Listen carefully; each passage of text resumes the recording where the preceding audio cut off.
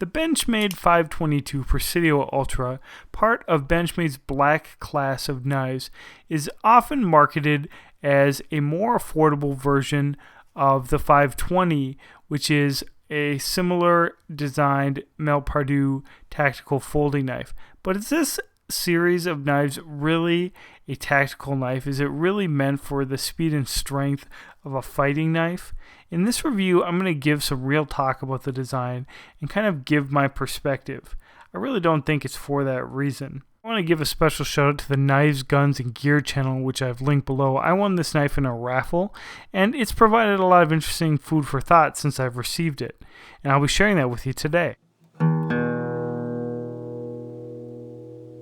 Let's talk blade profile and grind, because to me, I really think this defines the knife in the most fundamental way. Now, in spite of being in a tactical line of knives and a pretty intense looking handle, we are basically looking at a traditional draw point, which is a hunting knife style, as you know, probably made popular thanks especially to Bob Loveless in the mid 20th century. Now, the way that draw point like this works is you've got a slow convex drop to the point, probably at about 50% in this blade, that is going to add control on the tip.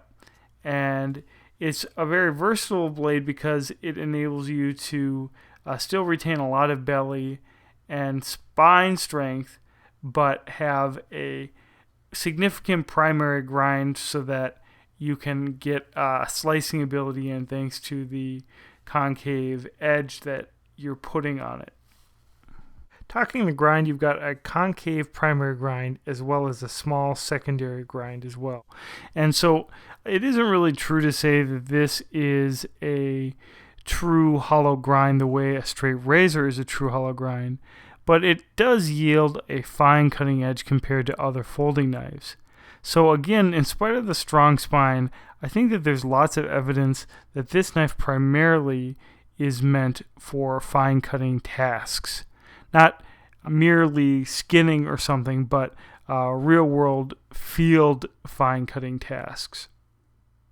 Of course, for the locking mechanism, you've got the ubiquitous axis lock, and the way that this works is a cylindrical bearing which is tensioned by two omega-shaped springs that, while riding in a handle slot in the steel liners, they engage a ramped tang when the knife is fully opened. So the tang is wedged between the stop pen and the axis bearing. Everyone likes the axis lock. It's proven. It's very convenient to use, being ambidextrous, and being able to fully disengage the knife means that you can open and close it extremely easily. The knife beyond this actually kind of walks and talks, as I'm showing you, just as a result of the engagement of the spring mechanisms of the axis lock, and that's really pretty neat. So you've got something very solid altogether without being unnecessarily overbuilt or difficult to operate as a result of being overbuilt the way that, for example, some people feel the triad lock is. We can talk about the Noryl GTX handle. This is a engineered plastic that Benchmade does distinguish from Zytel as being just a molded to form plastic. A high strength plastic, but not one that's necessarily glass filled. And so it's a very affordable material to manufacture, I imagine. And altogether, all of the texturing is from the diamond plating three-dimensional texturing in the handle. Benchmade calls it EDM, which I assume means external diamond milling, but I'm not exactly sure about that. It does provide a nice grip, if not a little bit vague. Overall, you have some jimping, of course, but the jimping is very minimal. The idea, I think, is just an overall high friction level with the shape of the handle so that when you're holding it in a variety of positions, you're going to get roughly the same overall sense of where the knife is.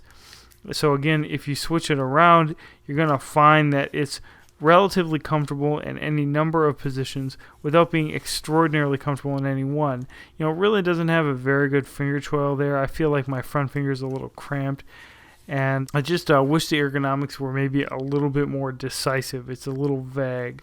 The Adamas style clip on this 522 is a welcome modification, and it frankly is very practical for me because it's always the width and length of a knife that's drawing attention to it in my office environment. And even though I think it's very unfair, being able to seat the knife deeply in my pocket and more securely just draws less attention. That's been my consistent experience, and that's the reason why I like low-riding clips.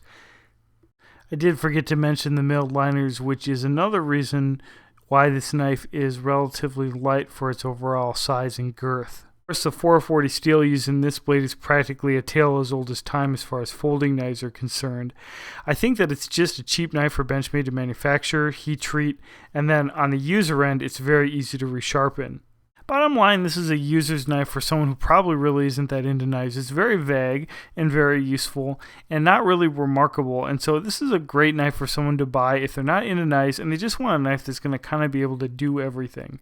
If that kind of person was looking for a general hard-use knife, they could look more towards the cold steels. And if they wanted something more refined, they could go and look at a Spyderco or a higher-end Benchmades such as the Rift or the Barrage.